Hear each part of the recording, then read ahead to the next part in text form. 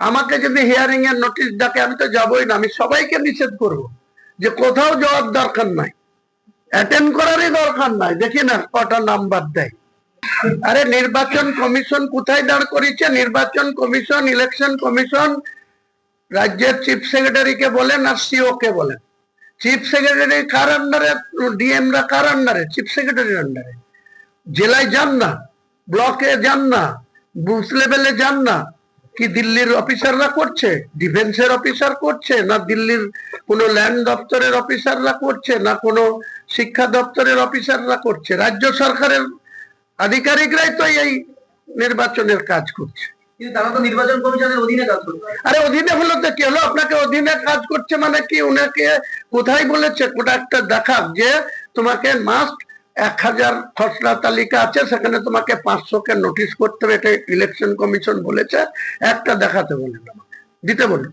আপনার কি মনে হচ্ছে মুসলিমদেরকে টার্গেট করে এটা করা? হ্যাঁ, ভীতি প্রদর্শন করা হচ্ছে। কেন? মুসলিমরা যাতে আগামী দিনে মমতা ব্যানার্জি তাদের মাসিয়া, তাদের ভোটার লিস্টে নামটা রাখার জন্য মমতা ব্যানার্জি, অভিষেক ব্যানার্জি ক্রেডিট নেওয়ার জন্য তার আধিকারিকরা এসব করছে। এসব করে কোনো লাভ হবে না। আমি তো বলছি মুসলমানদের জেনুইন যারা রাষ্ট্রবাদী মুসলমান, যারা এমনিশমেন্ট ফর্ম পেয়েছে, সেই ফর্ম যারা ফিল আপ করে দিয়েছে তাদের কাছে রিসিভ কপি আছে একটা করে। আমার বাড়িতে 4টে ভোটার, 4টে রিসিভ কপি আমার কাছে আছে। আমি খসড়া তালা দেখে নিয়েছি, সেখানে নামও আমার আছে। আমাকে যদি হিয়ারিং এর নোটিশ ডাকে আমি তো যাবই না, আমি সবাইকে নিষেধ করব যে কোথাও যাওয়ার দরকার নাই, অ্যাটেন্ড করারই দরকার নাই। দেখি না কটা নাম্বার দেয়। আপনি শুভেন্দু অধিকারীর মতো রাষ্ট্রবাদী মুসলমান বলছেন, রাষ্ট্রবাদী মুসলমান বলতে কাদের বোঝায়? শুভেন্দু বলে রাষ্ট্রবাদী মুসলমান, স্থায়ী যারা মুসলমান, জন্ম জন্ম থেকে যারা উত্তরসূরি হিসেবে তাদের বাপ দাদা, তার ঠাকুরদা যারা এখানে বসবাস করেছে। 1947 সালে ভারত স্বাধীনতা পেয়েছে। তারপরে কবে ভারত থেকে ভেঙে পশ্চিম পাকিস্তান হয়েছে, তারপরে পশ্চিম পাকিস্তান ভেঙে 1971 সালে শেখ মুজিবুর ইন্দিরা গান্ধীর দয়ায় বাংলাদেশ হয়েছে। এরা তো সবসময় বলে বাংলাদেশের অনুপ্রবেশকারী। কোথায় অনুপ্রবেশকারী?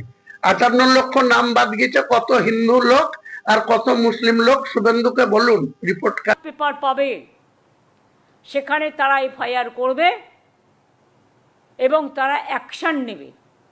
এটা আপনারা সাংবাদিকরাও করতে পারেন, আপনার কাছে যদি তথ্য আসে। কারণ আপনারাও গণতন্ত্রের একটা স্তম্ভ। আপনাদের প্রত্যেকটা সংবাদপত্র অফিসেও অনেক মানুষ অভিযোগ জানাচ্ছে।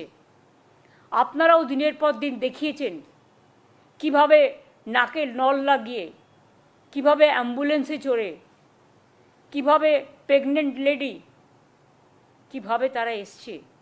আপনাদের অনেক ধন্যবাদ। দিল্লির গদি মিডিয়াকে বিশ্বাস করবেন না। কোর্টে কেসই হলো না, মিডিয়া ট্রায়াল শুরু করে দিয়েছে। ওদের বলি একদিন তোমাদের ভাগ্যে যে কি হবে না, তোমাদের ভাগ্য আমরা তৈরি করি না। তোমরা কাজ করছো, তোমাদের দোষ নেই, দোষ হচ্ছে তোমাদের মালিকদের। গত রাত্রিরে খবর পেয়েছেন আমাদের অবজারভারকে মেরে দিত প্রাণে। চারিদিকে যেভাবে আমাদের ছেলেরা রাস্তায় নেমে গিয়েছে, প্রাণে মারতে পারেনি এবং বলেছে কি অ্যাডভোকেট বলে তোকে ছেড়ে দিলাম। আইএসএফ তথা সংযুক্ত মোর্চার একটা প্রার্থী এমএলএ, তাকে আটকানোর জন্য এত চিৎকার করা হচ্ছে কেন? খামচিহ্নের উপর এত আক্রমণ হচ্ছে কেন? তাহলে আপনি কেন আমাদের উপর অত্যাচার?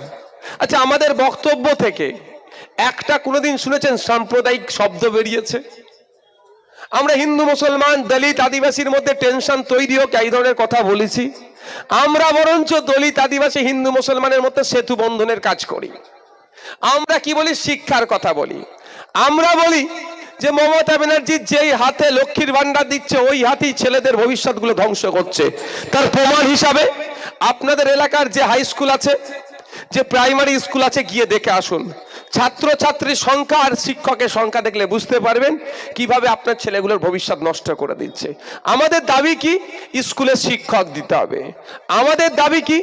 এই চামড়াইলের মানুষ কলকাতার পিজিতে এনআরএস চিত্তরঞ্জনে গিয়ে কেন ট্রিটমেন্ট করবে? জেলার মানুষ জেলাতে বড় হসপিটাল তৈরি করতে হবে। আমাদের দাবি কি? মুর্শিদাবাদ, মালদা, দিনাজপুর, পুরুলিয়ার মানুষ কেন কলকাতায় এসে সরকারি ট্রিটমেন্ট নেবে? পুরুলিয়াতে, মালদা, মুর্শিদাবাদ, দিনাজপুরে বাঁকুড়াতে আরজি কর তৈরি করতে হবে, এটা আমাদের দাবি। এই জন্যই আমাদের উপরে চাপ দেওয়া হচ্ছে। আমাদের দাবি কি, যে দলিত, আদিবাসী, মুসলমান, পিছড়ে বর্গের সমাজকে উচ্চ শিক্ষায় শিক্ষিত করতে হবে, ওই জন্য আমাদের উপরে চাপ দিচ্ছে। আমাদের কি দাবি? আমরা তো বলছি না আমাকে অমুক চেয়ার দাও, বরঞ্চ চেয়ারের অফার আছে সেইগুলোকে আমি সরিয়ে দিচ্ছি।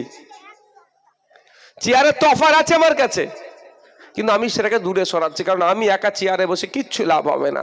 সমাজ যেদিন সঠিকভাবে চেয়ারে বসা শিখে যাবে, নওশাদ সেই দিন আসল চেয়ারে বসারই সমান সম্মান পেয়ে যাবে। আমি চাই আমার সমাজকে চেয়ারে বসাতে, আমার সমাজকে দলিত, আদিবাসী, হিন্দু, মুসলমান, মতুয়া, নমশূদ্র, আদিবাসী, মাহাতো, কুর্মী, আমার সমাজ পিছড়ে বর্গের মানুষ তারা। আমিও পিছড়ে বর্গের সমাজ থেকে উঠে এসেছি, তা আমি আমার সমাজকে চেয়ারে বসাতে চাইছি, আমি একা চেয়ারে বসার জন্য নয়। ওই চেয়ারে দাম দিতে পারবো না। সিদ্দিকুল্লাহ চৌধুরী সাহেব চেয়ারে দাম দিতে পারছে? উনি একা বসে গিয়েছেন। তো উনি যদি সমাজকে বসাতো, আজকে উনি চেয়ারের দামটা পেতেন।